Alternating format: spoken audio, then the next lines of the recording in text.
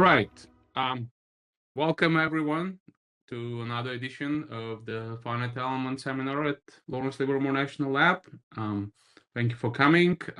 It's my pleasure to introduce Professor Andrea Beck from the University of Stuttgart today.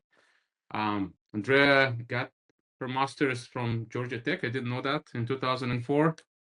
And then her Doctor of Engineering from Stuttgart, and she's back as a professor the last 3 years, the director of one of the institutes there. Her work is in fluid mechanics, CFD, aerospace engineering, and this is a very interesting talk for us because it's about adaptive high order methods, but also combined with machine learning in bridging multi-scale simulations. So thank you so much for agreeing to present all the way from Germany, Andrea. I know it's a little bit late for you, so we appreciate it. The floor is yours. Thank you. Thank you very much. Thanks to everybody in the audience. Thanks for inviting me. It's a pleasure to be here with you this morning and for me this evening. So yeah, let's jump right into what I'd like to talk to you about today. I have a little bit of a cold, so bear with me if I have to stop now and then. And yeah, but I'll be back in a second. So I want to present work that's not done mostly by myself, but by my group. So we are located at the aerospace engineering faculty in Stuttgart. Here you can see, here is my group at the Institute of Aerodynamics and Gas Dynamics. These are my people, and you can see us standing in front of a wind tunnel. So all what I'm saying today will be strongly biased towards aerospace engineering, but hopefully it's also interesting for the non-aerospace engineering specialists. So everything that you're going to see is also, all the simulations are done with our own developed code. It's most of that is open source. So if you want to have a look and want to play with that code, please do so. I wanted to talk about adaptive discretization methods and where machine learning can fit in now and then to help us enable large-scale simulations covering multiple dimensions, or multiple scales, I should say, in space and time. So let's first start with the motivation. And let's maybe start with a definition and not with a motivation. The talk has the title High Order Schemes in it. So what is a high order scheme? I guess most of us know that. An high order scheme is essentially some approximation to the solution of a partial differential equation that is said to be of order n if we can bound the error between our true solution and our numerical approximation UH in this shape here, where C is some constant, H is the grid spacing, of course, and P is this order of accuracy that we are talking about. So that means the higher my P here is, the tighter this error bound becomes. And two other ways of saying that is, if you have a high P, that implies a fast error convergence when you refine your grid, or for the same grid, you get a much smaller error. There are different flavors of how you can get towards high order. I'll talk about DG or discontinuous Galerkin methods in this talk, but most of what I say also translates to these other flavors: finite element, classical, continuous finite element, finite volume, or finite difference schemes. And just to visualize what this expression here actually tells us, this is just the classical error convergence plots for schemes of different design order, and that's again just to drive my point home.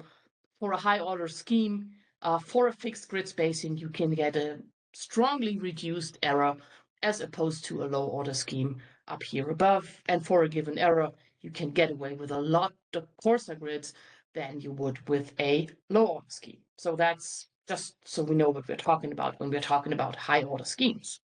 And many people, at least in fluids, not all of them, but still a majority, I would say, well, high order schemes are cool, but they are difficult to analyze, code, and essentially deal with, also parallelize. And they are accurate, but they are really slow because they require so much computation. And they are actually really only good for turbulent boundary layers on flat plates. So anything that goes beyond that, that's just not doable with high order schemes. I'm a little bit here to contradict that because I'm interested in real world problems from the realm of aerospace engineering. I'll show a few examples of what types of problems that we work on in our group right now. So here is one that's taken from rocket engineering, looking at how droplets behave in a compressible gas. So something like a liquid fuel, how that would behave in a compressible flow. And things that we look at in this context are very basic research into how do turbulence and droplets actually interact. So what can we learn about the way they deform, the way they evaporate in a compressible flow, and also what happens to a droplet when it gets hit by a shock wave. So these types of very basic fluid mechanical questions are the ones that we are trying to answer through simulation. Here's a still frames of this round spherical droplet that's hit by a shock wave and how that deforms. And then, of course, how that changes the evaporation of that droplet is what I'm interested in. Yeah, here is one look at the under the hood. I'll come back to that later. Let's skip that for now. Second example, icing on wings, right? So we all know that this is a critical safety issue if you have ice buildup, especially on the leading edge here. So understanding under what icing conditions, what triggers certain ice shapes and what types of flows are triggered or are modified by certain ice shapes, what causes transition, what causes separation, what's a dangerous ice situation to have. That's something that interests me, and clearly that goes beyond the flat plate concept or the flat plate restriction I made before.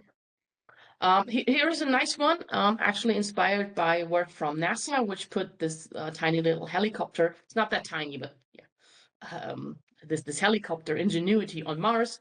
And they were pretty concerned that there are tons of sandstorms on Mars. So what happens if this helicopter flies through a sandstorm? Atmospheric density on Mars is low, so the tip speed of these helicopter blades is transonic. So you have a transonic flow, and then you have a particle-laden flow, so dense sand. And what happens to the flow, and then of course to the forces on the helicopter blade in a sandstorm, and that is what inspired this line of research. So we have essentially we look at how particle-laden flows with dense particle loads modify the flow field. One example left is the clean airfoil. So that's supposed to be the helicopter blade, some NACA airfoil. That's the clean flow, transonic. You can see the shock waves. And then on the right-hand side, we add tons of particles, four-way coupled particles, and then we look at how they modify shock structure, but also weight and, of course, the force coefficients on that piece of airfoil. So again, pretty far away from a flat plate. And the last example, together with Airbus, we are interested in, I guess as Boeing as well, pushing the transonic regime or the flight speed further into the transonic regime. And when you do that, you usually get a shock on the main wing, and under certain flight conditions, you can get shock buffeting. So the moving of the shock, or the shock moves back and forth on the wing. It's an acoustic feedback loop, essentially. And that is pretty bad or that causes a lot of structural excitation on the wing. But what it also does, and what people have not looked at too much, is it, of course, modulates the main wing wake. And if that wing wake now hits the horizontal tail plane here, or the horizontal stabilizer, that can cause havoc to the boundary layer in the flow on the horizontal stabilizer. So in a worst case situation, you would have buffet on the main wing, which would be a critical situation. And at the same time, you might lose lift or lose essentially steerability here due to flow separation on the horizontal tailplane. So that's what Airbus was interested in. Can we predict that? We had some nice experiments in the European Transonic Wind Tunnel to accompany us. And I cannot show you the actual Airbus geometry, but I can show you something very similar. So here we have the main wing. Here we have this shock buffet on the main wing. You can see the shock moving quite strongly back and forth. So this was just a precursor simulation. And what we're actually interested in is now let's look at the HTP here in the wing wake. So look at this airfoil over here. And let's see what happens if this main wing wake hits that. And for that, we did a pretty large computation. You can see some adaptive grids here. And I'm showing this picture, which is of the clean horizontal tailplane, no inflow, so just quiet inflow. I'm just showing that to show that we needed to resolve a considerable span-wise extension of this horizontal tailplane, not just the usual 5% that you sometimes find in literature, because those large rollers from the main wing, those structures that came off the main wing, they have a considerable extension in the span-wise direction. So here is essentially the precursor simulation of the turbulence on the horizontal tailplane. And now I hope you can see it through the video. Now you can see that we have the horizontal tailplane here. We have the main wing wake coming in from the left here. And you will see that it comes in two different regimes. Now we enter the second regime, which we call the high energy regime. That depends on the phase of the buffet on the main wing, right? So depending in what phase we are in, then the wake from the main will look differently. Excuse me. And what you can see here is that how this interaction between the wake under buffet conditions, how that changes the flow around the horizontal tailplane. And if you look closely, you can see that this actually triggers supersonic pockets on this horizontal tailplane, these large rollers here, and it also causes boundary layer separation. So that was one of the questions that we're trying to answer with these types of simulations. So again, hopefully these examples have convinced you that we are have moved pretty far away from the flat plate with high order methods that people, always, or some people always have in their mind when they think about these types of discretization schemes. Okay, so here are some examples of the actual boundary layers that we found, but maybe that's something for a more detailed discussion. So problems I'm interested in are from aerospace engineering beyond the flat plate. They are dominated by lots of physics, different physical regimes, different physics interacting. They require multi-model adaptive numerics. I'll talk about that in a second. And they are on the edge of what is currently possible with HPC. Depending, of course, always what type of hardware we have available, but essentially pushing the edge of what we can simulate on the largest machines available. That's what interests me in my. Okay, so now let's actually talk about how we do this. So how do we build these discretization schemes? And I've called them discretization schemes for multi-X problems.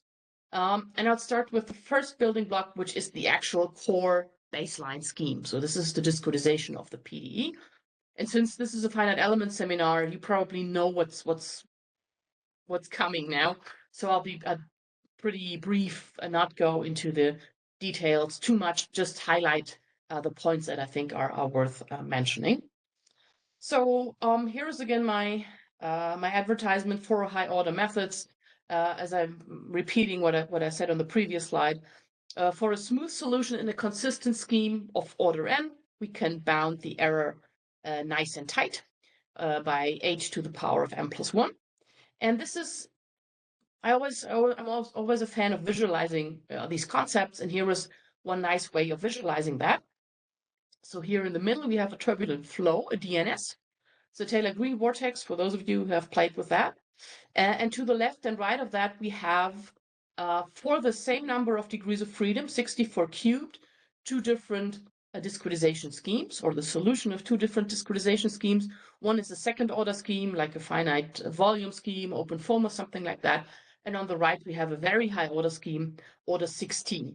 You probably wouldn't run order 16, but you might run order 8 or order 10. But the point here is that just by the visual inspection, you can see that this tight error bound induced by this high order gives you a very nice fit to the actual solution.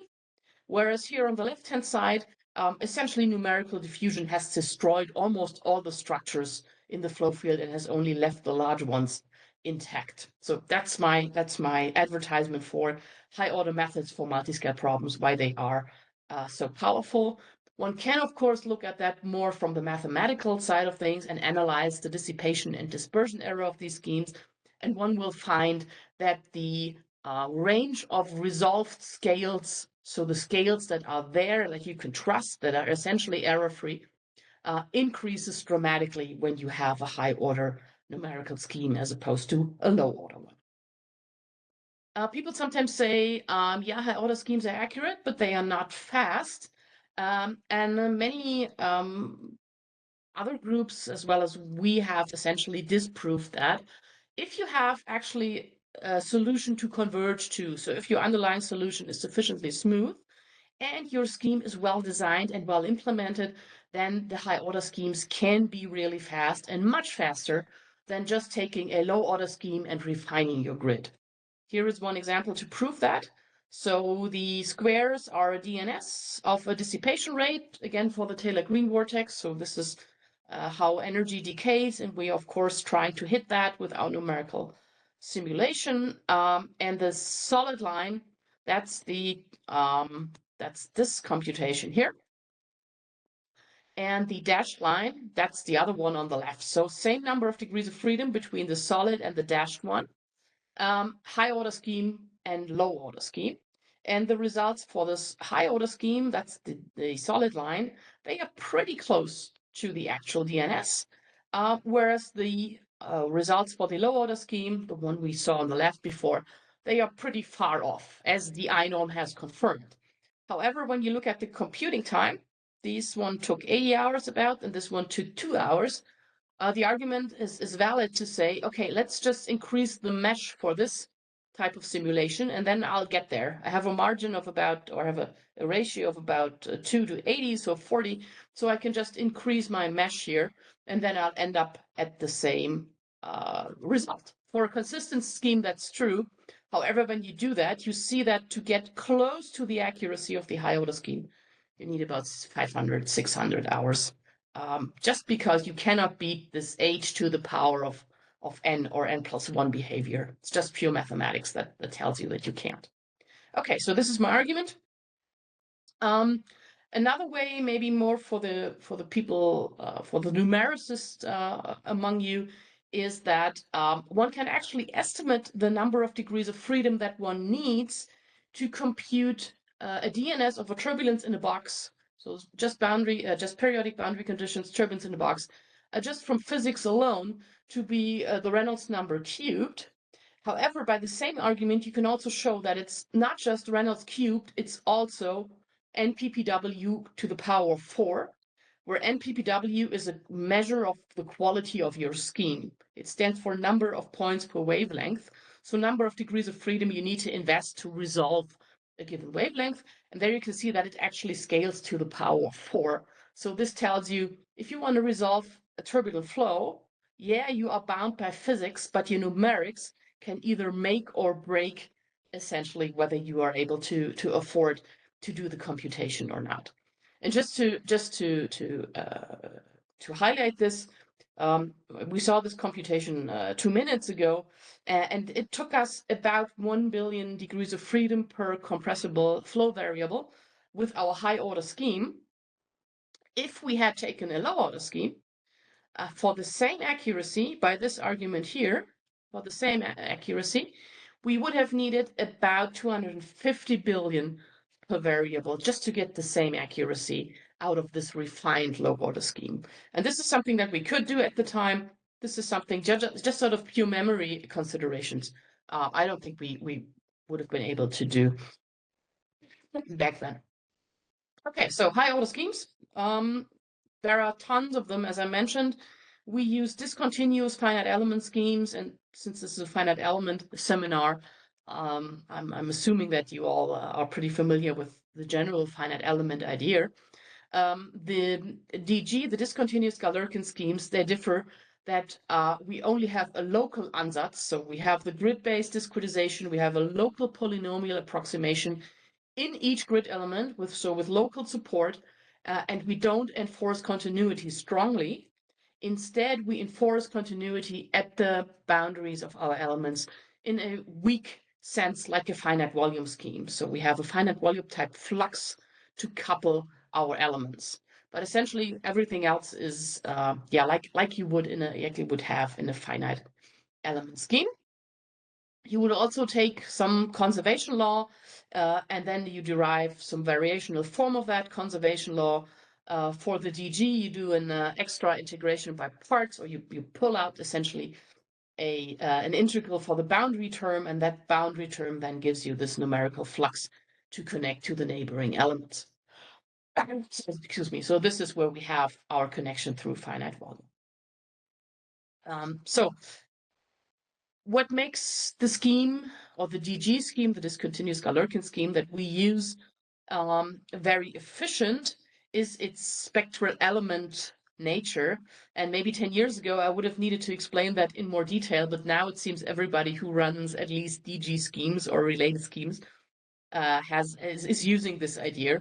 So the basic idea is that if you restrict yourself to tensor product elements and then approximate your solution by tensor product of 1D nodal basis functions, and you collocate the integration and interpolation points of these polynomials on Legendre-Gauss or Legendre-Gauss-Lobato nodes, then by the cardinality or chronicle delta property of these interpolation polynomials, of these Lagrange polynomials, you will end up with very efficient operators.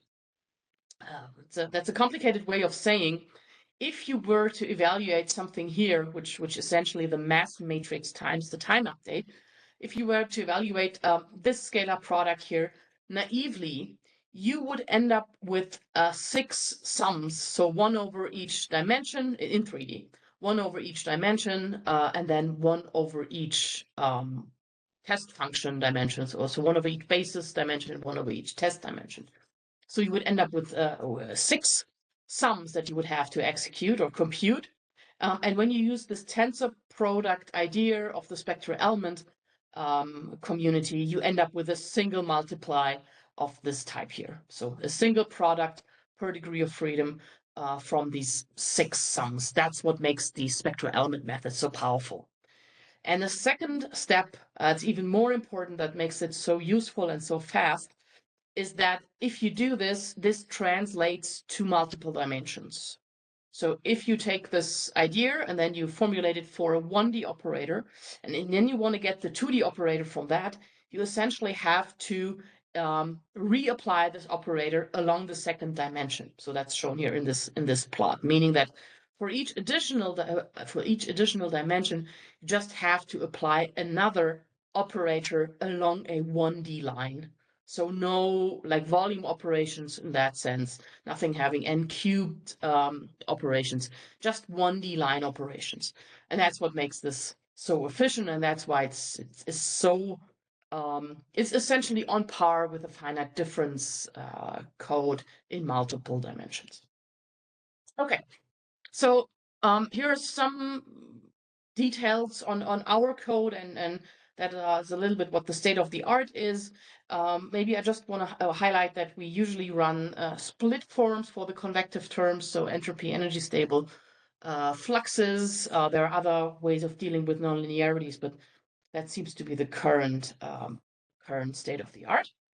And one new development that mostly I think came out of the work of David Zing from Toronto is to get rid of this, or maybe not get rid of, but circumvent this restrictions of tensor product elements, because this was a very, very fast scheme and everybody loves it and everybody runs it, but everybody is restricted to this tensor product, to quads, right? If you cannot mesh it with quads, essentially you're a little bit out of luck, it would seem. So that's one of the biggest disadvantages of this type of scheme. But there has been some nice work with Montoya and Zing and Jesse Chan and others to get rid of this. And the idea is very simple and was recently extended by us to make it actually useful on really on 3D meshes, so for all types of elements.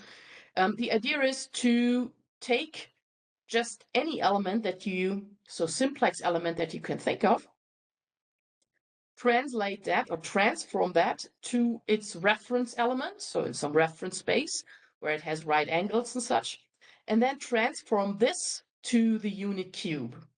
And then you run your spectral element formulation on the unit cube, and then you transform this back, right? So the central idea is to formulate your operator on a collapsed reference element, or on a collapsed reference system. Just have your operator only see this type of structure, run it, and then transfer back. For the scheme, the things you need to change are not that severe. You essentially get another Jacobian in there that makes the second transformation possible. The devil is completely in the details to work out these metrics terms and these Jacobi terms for a real 3D mesh. That's where most of the work actually happens. Yeah. So nonetheless, we've done this, and it's a preprint that hopefully comes out pretty soon, showing you how to do entropy stable spectral element DG on grids that now allow us essentially take a grid generator and build any grid that we want with the standard hexes and prisms and heads and whatnot, and then run our scheme on that. So hopefully this will come out pretty soon, because for us that opens the door, of course, to many more applications like in real engineering, in real life. Okay, now I want to talk a little bit more about the actual adaptivity that we have in our code. So how do we make our code flexible and also add a little bit more of robustness?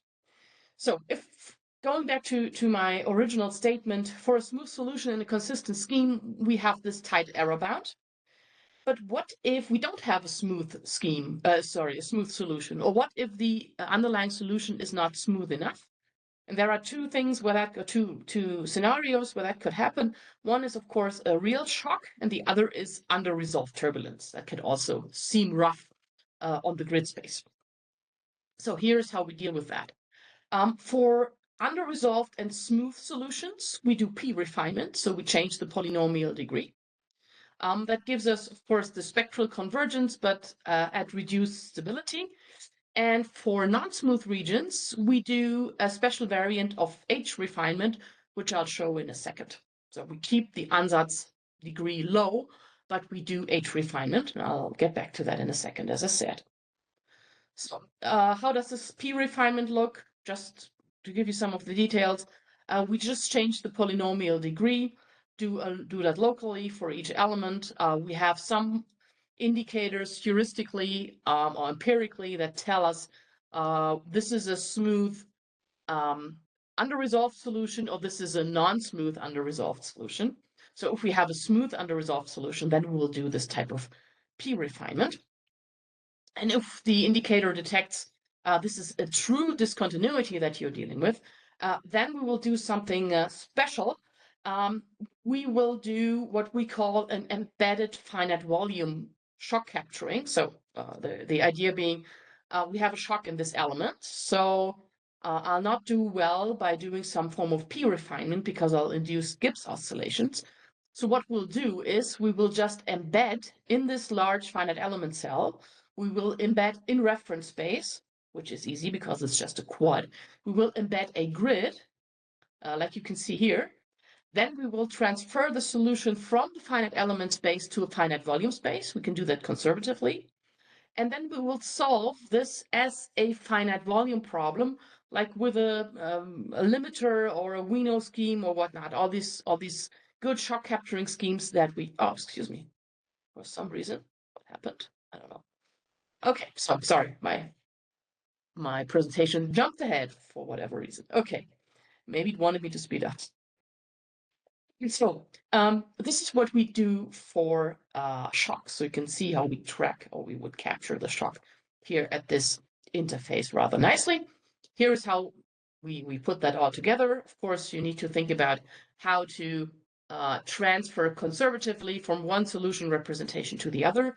You need to think about how to connect polynomial elements of different order. You need to think about how to connect these guys here, finite volume to a finite to a DG representation. So a lot of thinking and a lot of numerical analysis goes into these types of schemes as well. And if that is not sufficient to capture all what we need to capture, We also have the ability to introduce multi-elements, so have a large side and then attach elements or two elements with smaller sides to that. And here is one toy problem where we actually have all that we have developed in one cube. So we have curved elements, we have different polynomial degrees, we have mortars somewhere in there, and we have this finite volume shock capturing also in there. And then we check for, of course, free stream preservation and general order of accuracy. Okay, so I want to talk briefly about shocks and discontinuities a tiny bit more, because that's where many people say, oh, high order methods are really not great for shock capturing, and I disagree. I said before, discontinuities induce Gibbs oscillations if you just approximate them by a polynomial. And now you have various routes you can go with shock capturing for high order schemes. You can have limiters, you can do ENO or WENO, you can have artificial viscosity, or you can do what I've just shown before. And they all have their advantages and disadvantages. This is maybe a little bit of a subjective table of these advantages and disadvantages. But I wanted to focus on the latter two here and talk to you a little bit about what we do for artificial viscosity and what we do for this subcell method that I've hinted at before. Let's first talk about the artificial viscosity, because that's where I can show you where we use machine learning in a clever way to help us with an actual problem that we have when we do shock capturing. So the basic idea of this artificial viscosity is, let me go back here. If you have some discontinuity that I would like to capture with a polynomial, just add some diffusive term that makes the step function a little bit smoother, and then I can approximate. Then I have, again, this smooth underlying solution that I can then approximate nicely with my higher order scheme. So the problem is where and how to add this artificial viscosity. Because you need to be very, you can only need to use this artificial viscosity right where you need it. And right where you need it is an open question, because it's not clear a priori. So determining exactly where you need this artificial viscosity, that's a little bit of an art form.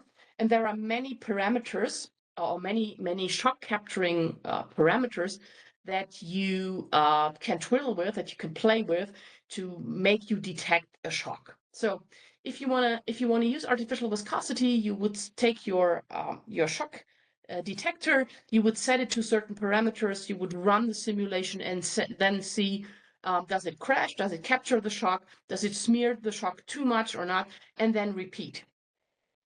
This is a very time-consuming, tedious process, and this is where machine learning actually helped us to become more efficient. Because what we set out to do was to detect through machine learning where this shock is, so get rid of the empiricism in selecting the correct shock detector, and not just where the shock is, but where precisely within our high order large element the shock is. So where between which collocation points, between which solution points, we can actually locate our shock. There are some papers that went into this, so I'll make the story pretty short. What we set out to do here is to devise a supervised learning strategy using multiscale CNNs. A multiscale CNN is just an idea that we stole from edge detection, and it's based on the idea that regardless of what scale you're looking at onto an edge, onto a shock will always be a shock. So whether you zoom out or you zoom in, an edge will always be an edge. So we gave our network lots of shocks to train. We generated these shocks from analytical data, from Riemann problems, from smooth and non-smooth functions. So we just were able to generate as many shocks and non-shock cases as we wished. And the input into our network is essentially what an element, a high order finite element would see. Something like this, right? Something like this, this image or this solution, and then you can clearly see this is where the shock would be located. And we trained our network to give us back what we call the binary edge map. So just a map that tells us these black collocation points here, that's where the shock will be. We couldn't pinpoint the shock, but we could tell between these two collocation points here, or between these collocation points, the shock is likely to be located. And then this actually worked better than I had expected, because once you have trained this guy for a given polynomial degree, you can then put it into your solver and run it, and it actually gives you very nice and consistent shock tracking or shock detection. So on the bottom here we have the double Mach reflection case. Excuse me, and you can see that on the right here where my network tells me the shock is, and this is actually running in the simulation. So this is also informing the shock capturing process. So this gives us a stable simulation even from the initial startup. And when you refine the grid, you can see that it also gives you a nice and consistent convergence of the shock front. And that also works on very bad grids, right? So this is an airfoil at Mach 2, and this is a really bad grid.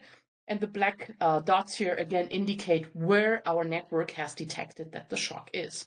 So great, now we had something that told us there is a shock occurring in an element and precisely where the shock is occurring. So we've kind of achieved what we set out to do, but we took this one step further, and we used this information now to inform the artificial viscosity that we applied to smoothen the solution to capture the shock. The way we did that is actually pretty simple.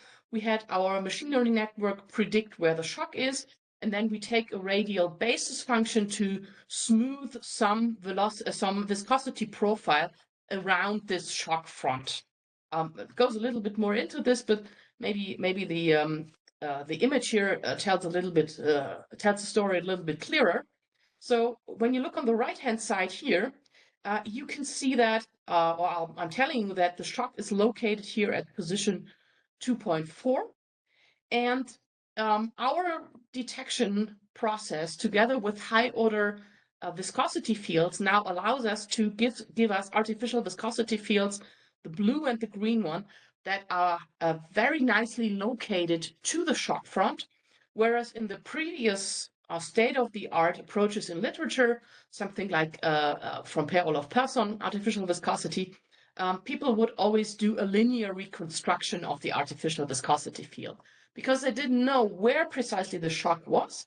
They only knew the element it was in. But now we have this additional information where the shock is actually located per degree of freedom, if you want. So this is the artificial viscosity field, blue and green for the new approach, yellow or orange and then red for the old approach. Everything else in the code is identical, same grid, same setup, same everything, same shock capturing through artificial viscosity.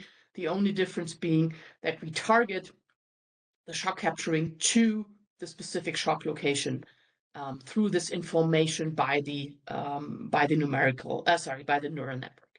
And the result here on the left-hand side is also pretty convincing, I would say. Again, orange and red, that's the old idea of having a broad, smeared out artificial viscosity field.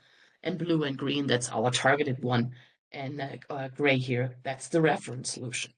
So that was a nice example of how we actually use machine learning coupled with our solvers to do something useful, to learn something about where the shock is, and then go back and inform the numerical scheme.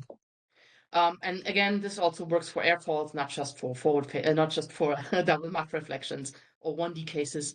And that's my last slide for this example. This is just to show you, those of you who have played around with DG, some people say it might not be possible to capture a shock within a single element in DG, but here's an example, right? This is a single element, and by this targeting, we can nicely capture the shock within a single element.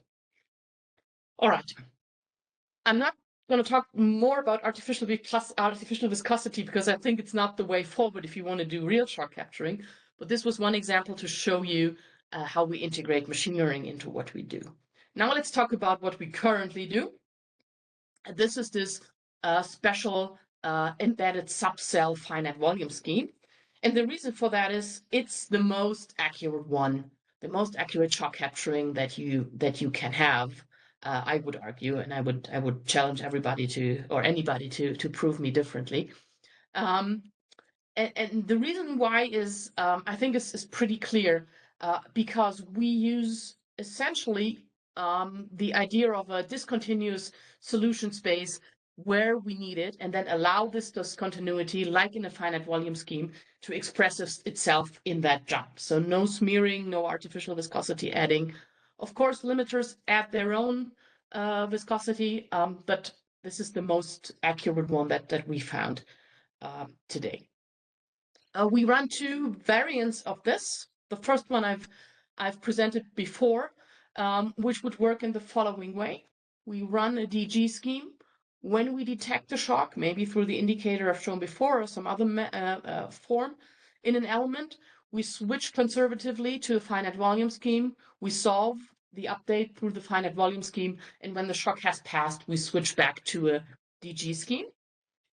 Or a second version would be to actually compute both operators, the DG one and the finite volume one, concurrently, and then blend the solution update linearly, and then essentially choose the blending factor to be either fully finite volume, fully DG, or something in the middle. That's another option. That's also something that we use. Here are two examples of these shock capturing in progress. The top one is where we actually switch back and forth for forward-facing step. You can see in black here, that's where we do this finite volume grid. In red, we have a P adaptive or a P5 DG. Green is P3 DG, and blue is the standard P2 DG. So that's done adaptively during the discretization, during the simulation. I'll show that in a second. And here on the bottom, we have this blending idea where we would crank up the blending more towards a finite volume scheme in regions where we have detected a shock. Here is how this actually works in practice. So we have a Mach 2 cylinder flow, left-hand side showing the physics, and the right-hand side top part here showing how we adapt the discretization to the physics, which I like a lot, this video. Black, again, is showing where we have elements that do shock capturing, right? And you see that moves with the shocks. Red is where we crank up the P because we detect some under-resolved vortices here, and yellowish and orange is somewhere in the middle, and gray is the baseline scheme. And in the bottom part, we have the load balancing, so the number of elements per core, which is low here, where we have essentially a low PDG, and becomes higher here in the region where we have to do shock capturing and high order DG, lower. So we have less elements here in the dark parts, more elements in the lighter yellow parts. So this is how this works. And this not just only works for toy problems. Here is one flapping airfoil. So it's flapping pretty violently. So it actually becomes supersonic at some point. And this is just to show you, this also works for complex moving domains. This is a stable way of doing things. This is just one example I wanted to throw in there, just to show you that we're not just doing forward-facing steps and stuff. Okay, now reasons for doing that. This seems pretty complicated, and I think I understand that people would say, "Oh, this is pretty elaborate. Why do you do that? Why do you do all this P adaptivity and shock capturing and stuff?" And I want to give you two reasons for doing that. They are, of course, let me put it that way. They are the ones that worked, right? I'm not going to claim that this is always a clear-cut case, but I'm giving you some hints where I think this is actually worth doing.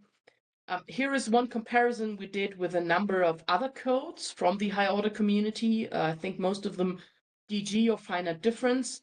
And we compared different codes for the same number of degrees of freedom. So for the same grid, if you wish, for a compressible Taylor-Green vortex. And the idea is to have compressible turbulence and shocks, and then look at different ways of doing shock capturing and how that treats the turbulence. So here are two plots from that paper that I just referenced. Our code is the yellow one, and the black lines are, again, the DNS reference. And I don't want to name everybody else, but if you look at the shock sharpness, which is denoted by this reference solution here, you can see that our yellow results are very, very sharp, and they are the sharpest that are among the bunch.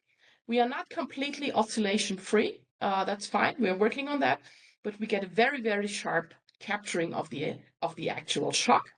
And what's even more convincing to me is that when we look at the resolved dissipation rate, which is a measure for the resolved gradients or for the resolved turbulent structures, again, our results are the yellow ones, and you want to hit the DNS reference result, you can see that we are very, well, we are a step above the other codes in terms of the resolution capability.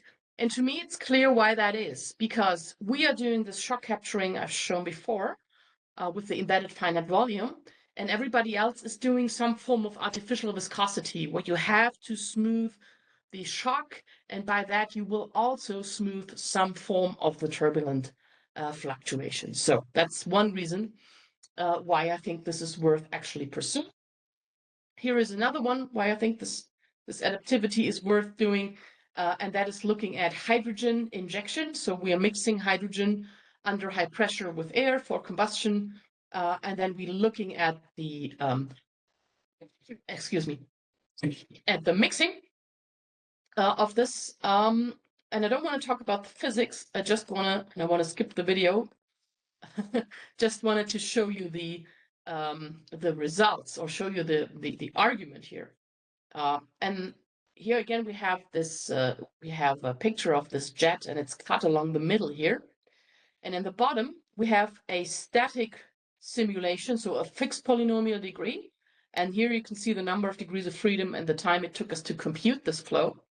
And on the bottom, in the top part, we have on the same grid, but with an adaptive scheme where we allow the polynomial degree to change, we end up with about a quarter of the overall degrees of freedom, and about a fifth of the overall computation time. But at the same time, we get a much nicer resolution of these inner core features and a much more, I would say, accurate prediction of the actual mixing. So at a reduced cost through the adaptivity, let me go back here. You can see again in this nice plot here some of the adaptivity taking place here. And that gives you a much nicer resolution of the actual physics that you're interested in. So that's why I think this is really worth investing into. Okay, and now the last part. This is a little bit more of an overview, and I'll go less into details. What's the last part that we need? We want to include multiphysics into our code. And I could talk about each of these examples now for half an hour, so I'll be very brief here. We do arbitrary Lagrangian Eulerian method for mesh movement and fluid structure interaction. We did a lot of direct aeroacoustics, not so anymore, but that's something, of course, that you can do with a compressible solver quite nicely. I played some time with intrusive uncertainty quantification. So a stochastic Galerkin method. Mostly what we do now is non-intrusive, some multi-level or multi-fidelity Monte Carlo for UQ. The nice droplet example in the beginning was done with a sharp interface method for compressible multiphase flows. So there is a whole nother branch of our code that deals with how do we treat multiphases, how do we track the interface, how do we solve Riemann problems across the interface, and so on. And one final example is the particles in the four-way coupled Lagrangian particles in our framework. And I want to talk a tiny bit more about that because that puts together nicely some of the developments we've done in the last couple of years, and also some machine learning in there as well. So the task we were given is predicting erosion in jet engines. And you probably all know that if you fly through a sandstorm or a volcanic ash or whatever, it will deteriorate the life of your compressor blades. So how can we predict something like that? How can we predict the damage through erosion? I like this example or this task because it's pretty challenging. So we set out to do that. First thing we did was to build this 1, 2, or 4-way coupled Lagrangian module. So having particles that actually work with curved high order elements that work with our shock capturing, was a pretty big challenge, but we got it sorted out. How do we deal with different loads induced by the Lagrangian phase? I came up with some NPI shared load balancing idea, which at least for our cases worked quite well. Then we have to deal with sliding meshes, right? We have to deal with a rotor and a stator moving against one another. How you do that conservatively with finite elements is also something that's nice to look at. Again, that's essentially a moving multi-element. And then the machine learning part came into play because what we underestimated is how little we know about particles, sand particles, when they hit the wall, let's say like a compressor blade, at the speeds that you have in a compressor, so at pretty high speeds. And we looked at what literature gave us in terms of wall models. We didn't want to resolve that, right? We're still sticking with point particles, Lagrangian manner. So we looked at the literature and they gave us only models that were used by everybody and that were completely wrong, at least for our case. How wrong they were is what you can see over here or down here, where we had impact velocity over frequency, and the orange and the blue model, they are the ones that everybody uses in literature. And what we actually measured in a particle wind tunnel was this gray distribution here. So that's for the impact velocity. And for the impact angle, it got even worse, right? This is the prediction, and this is what you actually measure. And now when you take into account that a particle in such a geometry not interacts with the wall once, but it just bounces and bounces and bounces, every bounce gives you a large error, then you realize that you need a better wall model to be able to predict actual erosion. And here's where machine learning helped us. So we had the measurement data, and the machine learning itself was not too difficult to set up. It was a supervised learning idea where we incorporated some physical constraints into our model. Simple physical constraint was that a particle could only break up. So its diameter could only stay the same or reduce when it hit the wall. Its kinetic energy could only be less than the approaching energy, so it couldn't gain energy from bouncing off the wall, stuff like that. And that gave us a very simple, very small, but very powerful wall model, small MLP that you could plug in. And the predictions of the MLP, they are the green curves here. I hope you can see them. So we actually got a pretty good wall model tuned on experimental data for our high-speed interaction of particles and walls. And the final result, where all of this was put together, was this compressor blade here. So on the left-hand side, you have the uneroded compressor blade. Then we throw in some sand, both numerically and experimentally. Numerically, you can see that we have a deformation of the wall here because you can see those compression waves evolving. So the wall is actually changing, right? It is eroding. We do that time resolved, by the way. So this is actually time resolved mesh movement. And then we took out that, or we did the same in an experiment. And then we took out this compressor blade, and you can see the dashed lines here in orange and in gray. One of them is the simulation, and the other one is what we actually measured after we took out the blade from the experiment. So it's not perfect, but it's a very cool and a very challenging multiphysics problem to set up. And again, machine learning maybe did its part in here. And one of my postdocs, Patrick, did that, and he has this nice slide, which I like to show off, because it shows you all of the things that you need to put together, particle load balancing, shock capturing, LES, sliding mesh, coupled particles, machine learning, to get such a simulation of this caliber and of this level of complexity up and running. Okay. Last slide, and then we'll decide if I talk more about machine learning or if we if we stop here, and that is high performance computing. So DG is very easy to parallelize on CPUs because it has a high local load and only communicates surface data. So it's pretty easy to get it to scale essentially to a complete system, CPU system, if you do explicit time stepping, which we do. So here is one of my show-off slides where we scaled it to 500,000 cores with perfect scaling. And what we are currently working on is transferring this to GPU.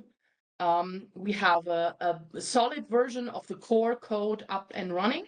It's running on Jupyter, which is the European exascale system. We just got access to Frontier a week ago or two, so we haven't done the scaling, but we've done scaling essentially on all the other machines in Europe that we have available, and that looks pretty nice. We have both CUDA and HIP backends, and we get down to about, the sweet spot for us is about 1 million, 1.5 million degrees of freedom per GPU, which is pretty low, so we can still do very good, strong scaling with this code. And this code is it's called the Lighthouse code in the EU for this type of compressible flow simulations. If you want to check it out, as I said, it's open source. Most of it is open source, not all of it. We keep some things back until we are satisfied with the quality. It's called Flexi. The GPU version is called Galaxy. If you want to have a look, just email me, talk to me, and I can provide you with dedicated private access to some of the features that are not yet open source. And all of the stuff I've shown here is all computed with this code. Okay, so that was my advertisement, and now I have about 10 minutes. I want to talk about one aspect of machine learning, but I understand that some of you might have to leave. So if it's fine, I can also take some questions now and then maybe continue for the remainder of my talk. Or just continue. I can just keep going. Okay, excellent. Okay, then I'll just keep going. Okay, so last 10 minutes I want to spend on, I've shown some examples how we integrate machine learning into our code, and they were all supervised learning. And I now want to talk about one specific one that's near and dear to my heart, and that's a little bit more elaborate. And that is turbulence modeling. I can talk for hours about the pros and cons of machine learning and where I think it fits and why I don't like pins and so on and so on. I think there is no discussion anymore that you can combine machine learning successfully with your PDE solver and make it do something useful for you, like find a good preconditioner or something, or a good initial guess stuff. But still, where machine learning actually fits and where it brings its full potential to bear is maybe still a little bit of a discussion issue. And here is one area where I think there is a good chance that this might be the case where we are successful in using machine learning, and that is a posteriori optimal LES models. And in order to motivate that, I'll show an example computed by or simulated by a colleague at my institute, Christoph. So this is an Airbus A350. And what you'll see in a second is the size of the domain of a direct numerical simulation that he was able to compute 2 to 3 years ago on a supercomputer, on one of the largest ones we have in Europe. And you can see how tiny this domain that we can now afford to compute. Maybe here in the United States, this domain would be, I don't know, maybe 10 times that size or maybe even 50 times that size. But we are still very far away from actually being able to compute full DNSs of an aircraft. So we have a scale gap in turbulence. We need to come up with some closed equations, some RANS or LES equations that allow us to solve some reduced system at a coarser length scale. And for large eddy simulation in this, I'm assuming that you know a little bit about LES for the remainder of the talk, is we arrive at these equations by applying some form of filter. This is a textbook slide that when you look into a textbook, you would see that, oh, I have some filter, it has some kernel, I apply that to the equations, to the Navier-Stokes equations, that gives me the filtered equations, and out pops an unclosed term, and I need to come up with a model term for this type of expression, because there I don't have the commutation between the nonlinearity and the filter. However, when you look a little bit closer, this problem is ill-defined. And it's ill-defined because depending on the filter that you choose, you get different solutions. And you also, by different solutions, you also get different closure terms.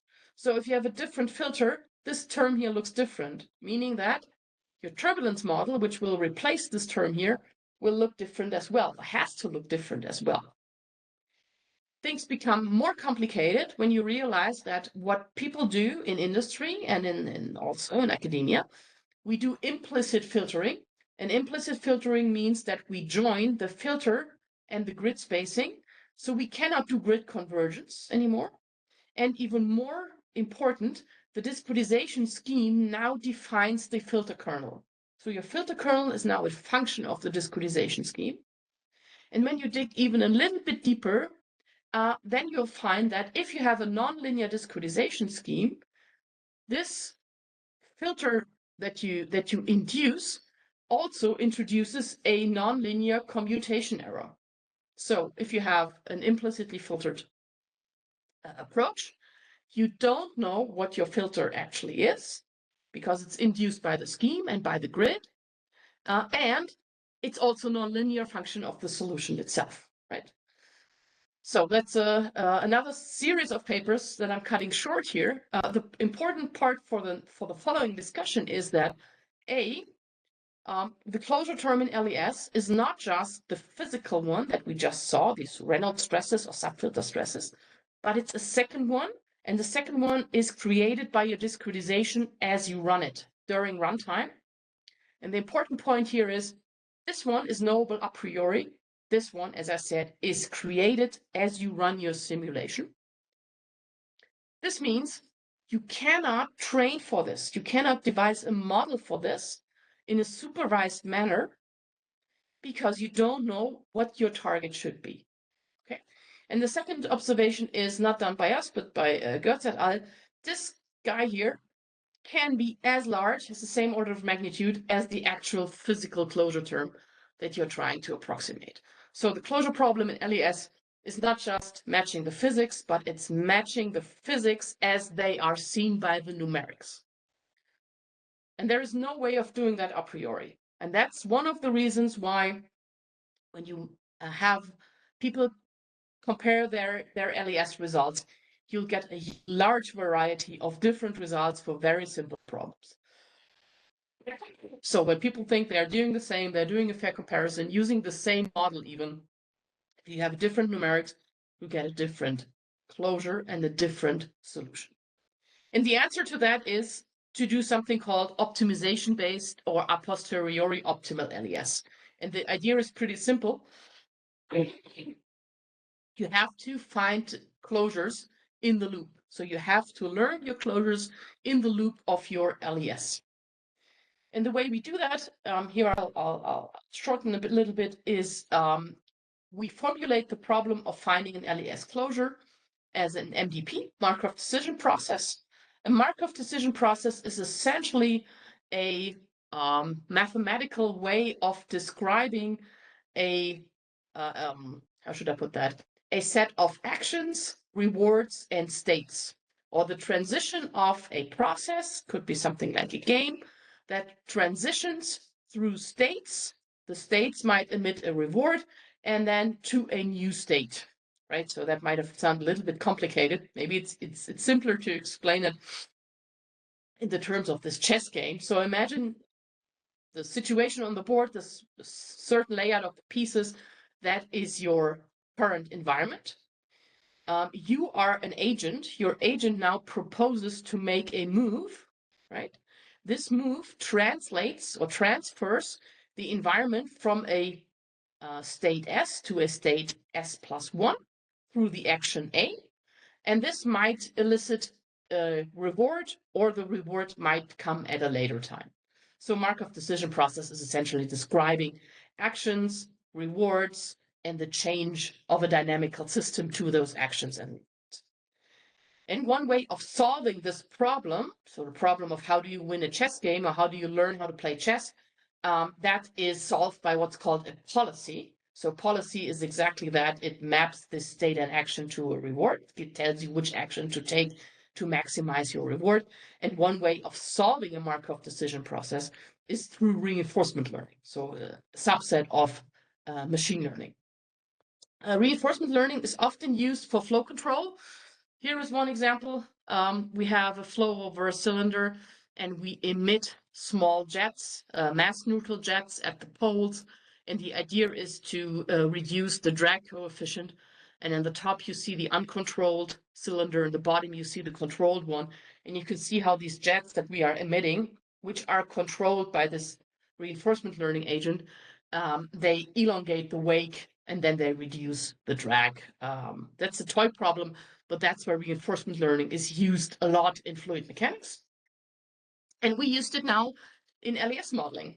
So the way this works is we play games of LES, so to speak. So our playground is an LES with our solver.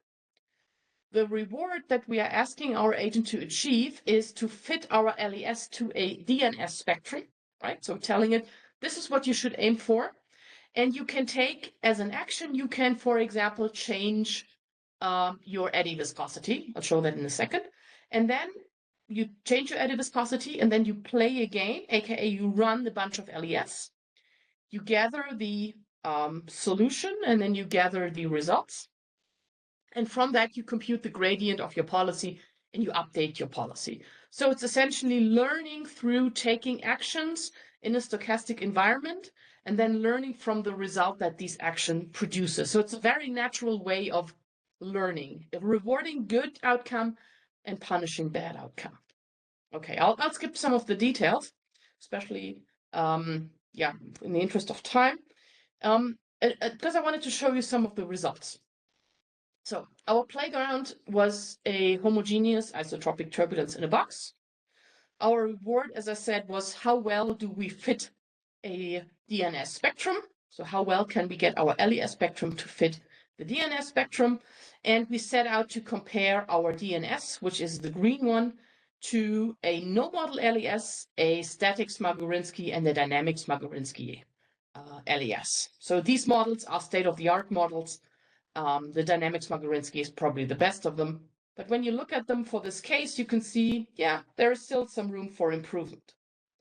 Okay, so I'll show the examples for the explicit modeling first, and then I'll probably skip to the conclusion. So we have the setup. We are computing a bunch of LESs. We have a policy. The policy is the neural network, or is embedded in the neural network, and we're trying to optimize this policy. The neural network now can take a certain action, and for this case, the action that we allow it to take is, for each grid element, choose the Smagorinsky constant. So we take a Smagorinsky model, but now we make the constant a function of space and time. And we make it a function of each grid element, and in each grid element, we make it a quadratic function of space. Right? So it can be a quadratic function of space in each grid element, and it can change in time. It's a pretty complex task to learn. Now we give it to the reinforcement learning framework, and we say, okay, now go play with that. And it does. And then it starts learning. Here you can see it gathers rewards. So rewards meaning how well does my error norm get closer to zero? How well does my LES spectrum approach my DNS spectrum? And here is the result that we got after some training. So again, green is the DNS, and my golden and black one, that's my actual trained, reinforcement learned Smagorinsky model. Okay, it can pick its own Smagorinsky constant in each element and at each time step. And when you look at the results, it's actually doing better than all of the other models that we have taken from literature. It's a little bit better even than the dynamic Smagorinsky model, which is, as I said, the current state of the art. And to me, it's pretty amazing that just by giving the learning algorithm this task, it's able to figure out how to come up with a good strategy for picking an eddy viscosity. What has it learned? Here are two looks at the actual CS that it's come up with. So standard Smagorinsky would just be a fixed CS at 0 point something. And here, as you can see, for different resolutions, you can see it's actually learned a pretty non-trivial distribution of the Smagorinsky constant. So it has learned something useful, apparently. A lot of turning off the eddy viscosity almost to 0, but also, yeah, adding some were needed. And this were needed, let me skip this one. This were needed gives us a very interesting picture. This needs a little bit of explaining, and I was particularly excited about this one. So I'll take a minute to explain what you see here. What you see here is a slice through this cube of our homogeneous isotropic turbulence and our turbulence model that we trained running. We averaged the outcome of the model, so the eddy viscosity, over some time. So this is the averaged eddy viscosity that the model predicted. And we thought, well, we have a homogeneous isotropic turbulence. What would you expect the eddy viscosity to be if you average it over time? Well, also something homogeneous and isotropic. What we ended up getting through the model is this here. It's this picture. And this did not make sense at first, but thinking about it, it does make sense. First thing, what you see are the elements, right? These are our DG elements. You can clearly see we are at 6x6 elements. And every element looks more or less the same, right? The predicted eddy viscosity is more or less the same, and it has this shape.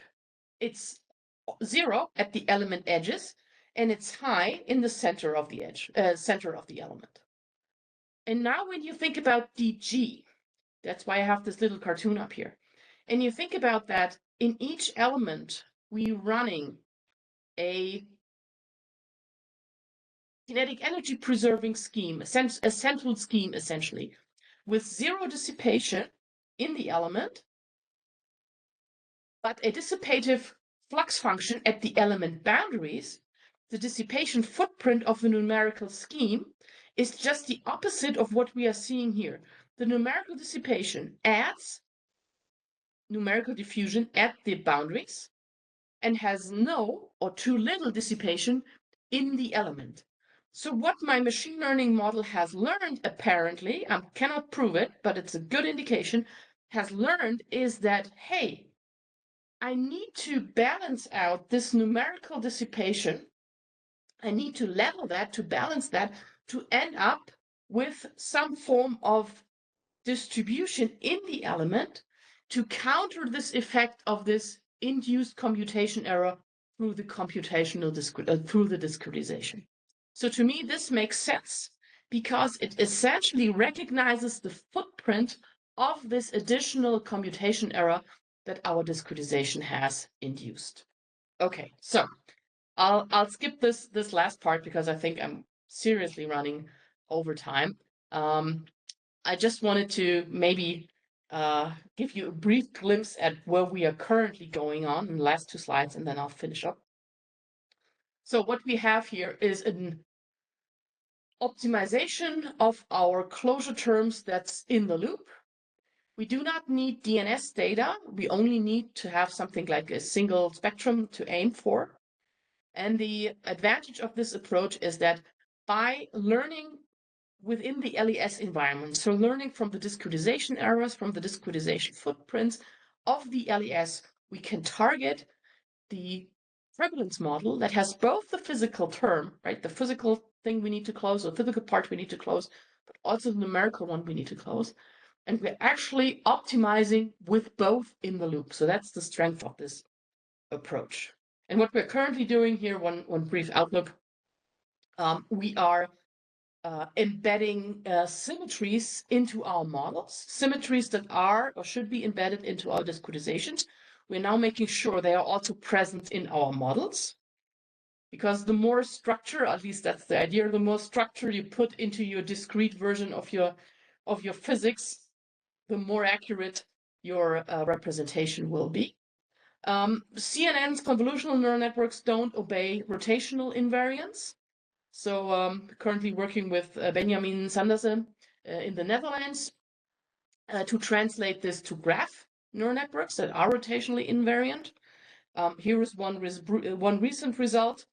The orange one, no, sorry, the green one is now the repeated result, now not with CNNs, but with graph models, which now have the rotational invariance embedded as well. So that's a nice next step.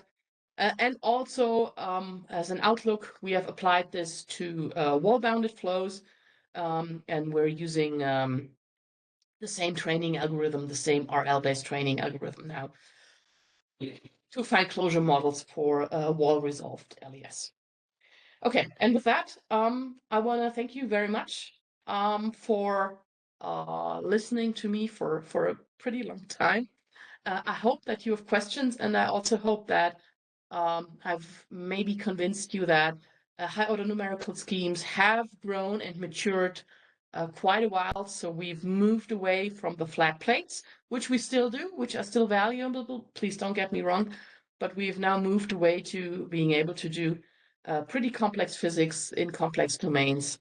And I'm pretty excited to see also with the advent of actually exascale machines where we can go with these new schemes. So now, thank you very much, and I hope you guys have some questions for me, and I'll stop sharing so I can see you better. Yeah, here we are. I'm mostly interested in sort of what the effective efficacy is for problems with discontinuities or unsmooth problems for higher order methods. So if you were to compare, how much more relative resolving power you have for a given amount of computing power, say for a fourth order method over a second order method. And then the second part is, does that saturate as you go to higher and higher order? I mean, for a little bit tricky to answer, because for a non-smooth solution, I guess that's what you're asking for, I would have to revert back either to make it smooth again by some form of artificial viscosity, or I would have to treat it with some form of like a finite volume scheme or a Wiener method, some form of adaptive discretization, and they of course come at very different type of costs. So I'm not sure I'm getting your question exactly. Well, I mean, you're going to pay more to use a high order method, but it also effectively can have a smaller error coefficient. I mean, I think generally you're limited to first order accuracy, but effectively the constant's smaller. But you're paying more. Yeah, I mean, maybe that goes back to the slide. It's not the full answer, but maybe I'm sharing my screen here.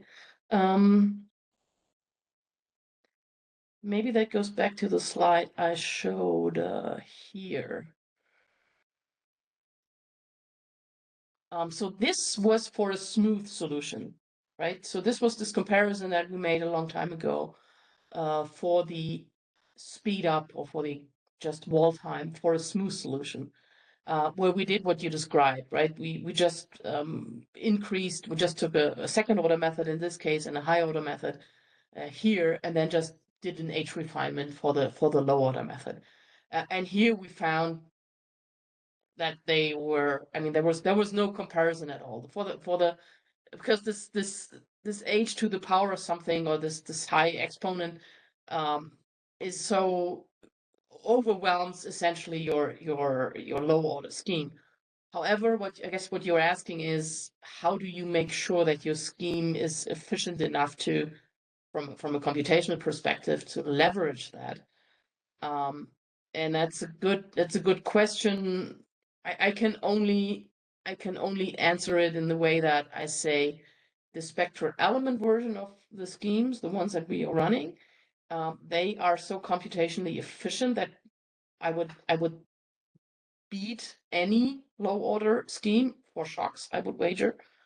But that's specific to the spectral element discretization. So any other type of DG or any other type of high order method, I would say I'm not sure how this would end. Still not sure I answered your question sufficiently, but I have my own ideas. I was just curious. Seemed like you were in a similar space. But yeah, really appreciate the talk. Thank you very much. Thank you.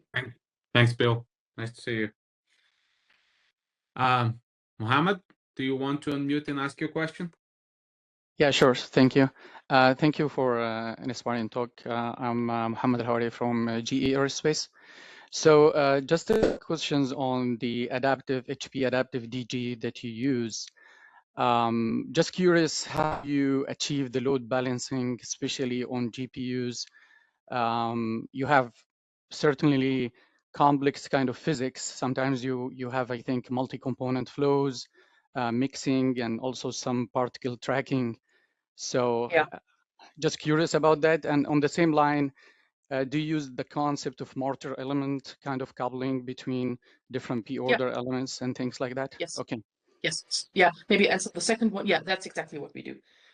We have essentially generalized the mortar idea both to the essentially for all combination of P's, for real mortar, so for motors of the same P, for different P's, for the finite volume, which we treat as a P0, and then also for the sliding mesh for the rotor case I showed. That's also a classical mortar method from Navier-Stokes et al. From the spectrum element community.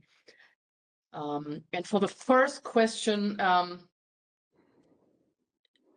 hope I made that clear. Maybe I didn't make it clear enough. What we currently have in terms of GPU is the LES solver. So that's running a ideal gas LES type of setup. That's not yet the particles, and that's not yet the load balancing. We have a P adaptive finite volume. Finite volume is already in there. The P adaptation is already in there.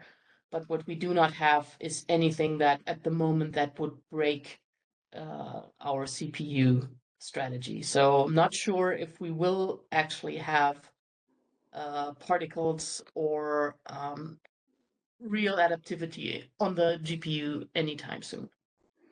And on the CPU, is there any special kind of like MPI load balancing approach you're using on the CPU?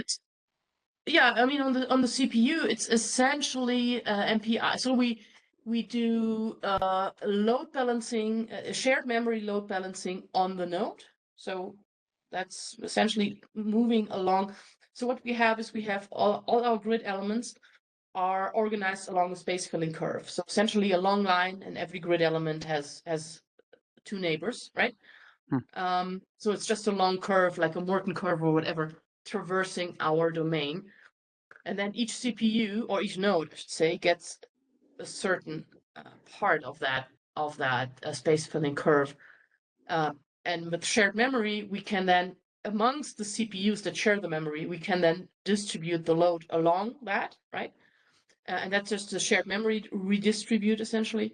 And then across nodes, we have to do MPI communication, but that's seldom done. Most of the time, we can get away with just load balancing within a single node, so in a shared memory setting. Okay, thank you. My last one is about the erosion simulation, and again, the particles and things like that.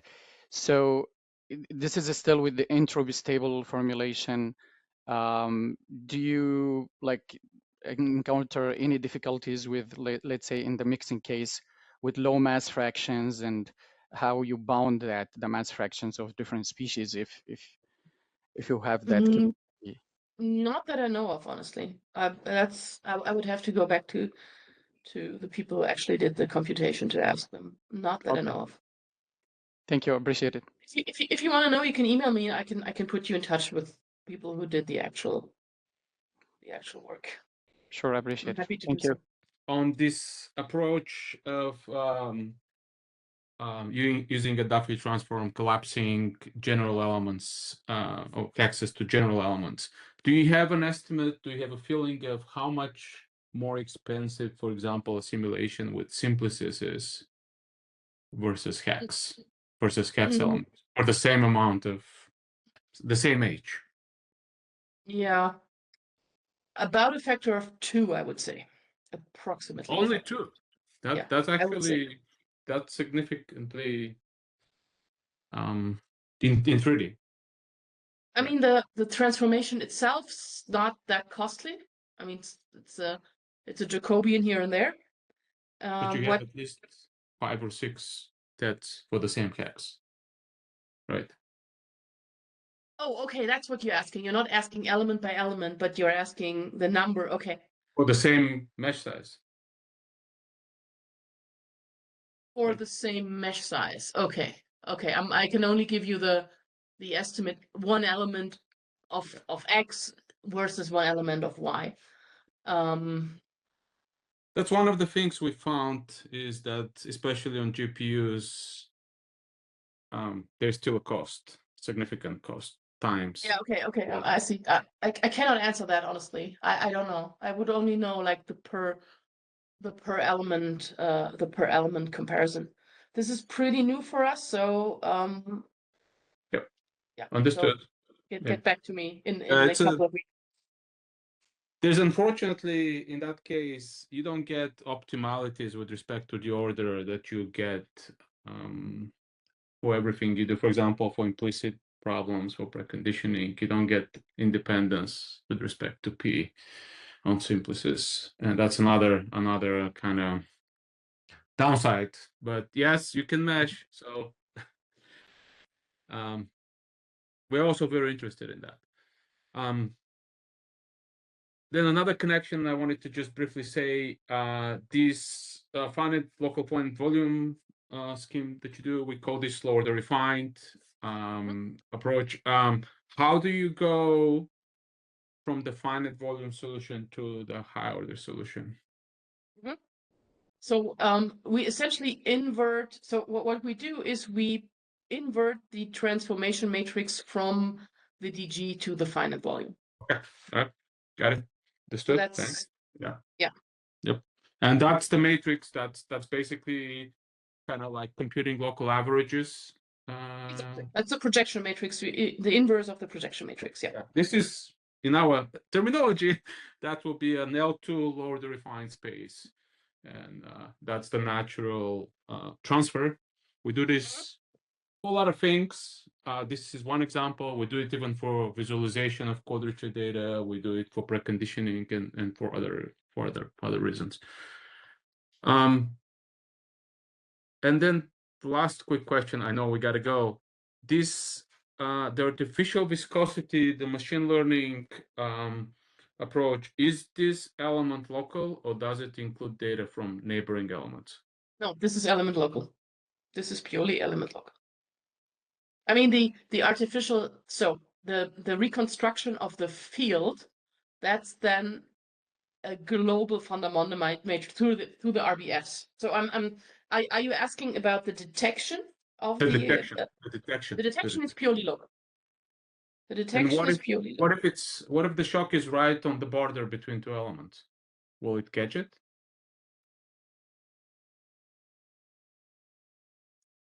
If I start with a mesh, I do a 1D shock. Yeah. I start with a mesh that's aligned. I mean, if it's right on a, it probably will not catch it, honestly. But that's where if they have the shock right on the edge of the DG element, your DG element, your jump will do the shock capturing for you. So okay. The indicator will probably not recognize it. That's true. But for us, we can get away with that. That would be my answer.